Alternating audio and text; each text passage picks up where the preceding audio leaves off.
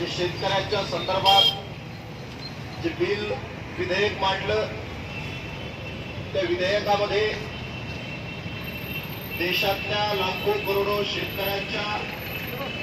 हिताचे कायदे आहेत तर त्यांच्या विनाशाचे कायदे आहेत। या सर्व कायद्यांना तपासून बघून ज्यावेळेस या ठिकाणी आम्ही बघतो की आमच्या देशामध्ये जी कायदे बनले जातात, आमच्या देशामध्ये जे नियम बनले जातात, आम्ही वेळोवेळी बघतो की ते कायदे आणि नियम इथला शेतकरी असेल, इथला शेतमजूर असेल, इथला बेरोजगार असेल, इथला एससी असेल, इथला एसटी असेल, इथला ओबीसी असेल, इथला अल्पसंख्याक असेल, भारतीय जनता पार्टीच्या माध्यमातून आणि आरएसएसच्या माध्यमातून वेळोवेळी आम्ही गेल्या 5, 7, 8 वर्षाच्या कार्यकाळामध्ये बघत आहोत की जी जी कायदे निर्माण झाली, जी जी नियम निर्माण झाली, ही बहुजनांना, शेतकऱ्यांना, वंचितांना उद्ध्वस्त करणारे नियम, इथल्या शेतकऱ्यांना, शेतमजुरांना, कामगारांना बेरोजगार करणारे, उद्ध्वस्त करणारे नियम,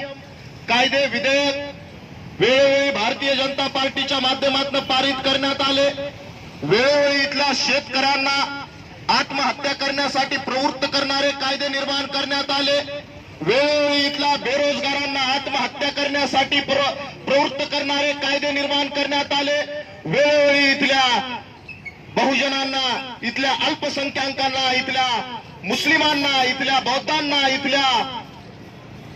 जे काही इतर बहुजन समाजातील जाती धर्मातल्या लोकांना उद्ध्वस्त करणारे कायदे भारतीय जनता पार्टीच्या माध्यमातून निर्माण झाले। आत्ताच आम्ही जे कृषी विधेयक बघत आहोत त्या कृषी विधेयकाच्या माध्यमातून जे 3 बिल या विधेयकाच्या माध्यमातून केंद्र सरकारने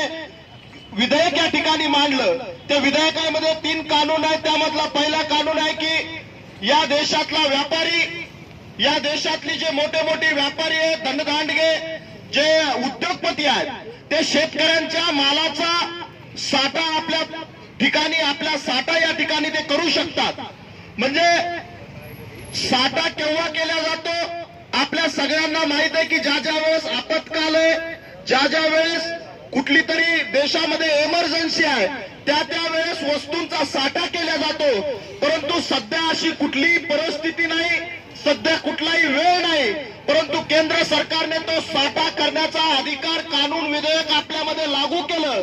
यामुळे शेतकऱ्यांचं, शेतमजुरांचं नुकसान काय होणार, तर जे उद्योगपती आहेत, जे धनदांडगे आहेत, ज्यांच्याकडे लाखो करोडोची, अरबोची संपत्ती आहे, ही लोक गोरगरीब शेतकऱ्यांचा माल उचलणार, आपल्याकडे साठा करणार आणि ज्या वेळेस त्या मालाची कमी किंमत आहे त्या किमतीत ते विकणार नाही, परंतु ज्या ज्या वेळेस ते माल दाबून ठेवणार, त्यांच्याकडे साठा करून ठेवणार आणि ज्या वेळेस त्या मालाची किंमत वाढणार त्यावेळेसच तो माल ते मार्केटमध्ये काढणार, अशा पद्धतीचा नियम या ठिकाणी भारतीय जनता पार्टीच्या सरकारने केंद्रामध्ये पारित करण्यात आला। त्या कायद्याच्या विरोधात आज आपण सगळ्या पक्षाच्या वतीने, जमाते इस्लामी हिंदच्या वतीने, ज्यांनी मला या कार्यक्रमामध्ये निमंत्रण दिलं, आमचे वाजेद कादरी सर असतील, आमचे वाजेद अब्दुल आई सर असतील, यांनी मला या कार्यक्रमामध्ये निमंत्रण दिलं। बांधवांनो, या देशातलं भारतीय जनता पार्टीचं सरकार, या देशातलं आरएसएस इथल्या बहुजनांना गुलाम करून, इथल्या बहुजनांना उद्ध्वस्त करून, त्यांच्यावर फक्त चाकरी करून घेणे, त्यांच्या हिताचे कायदे न बनवणे, या देशातलं संविधान उद्ध्वस्त करणे, या देशातले बहुजनांच्या हिताचे कायदे उद्ध्वस्त करणे, अशा पद्धतीचं षडयंत्र भारतीय जनता पार्टीच्या माध्यमातून वेळोवेळी चाललंय। आज या देशामध्ये हजारो समस्या आहेत, शेतकऱ्यांच्या आत्महत्या होत आहे,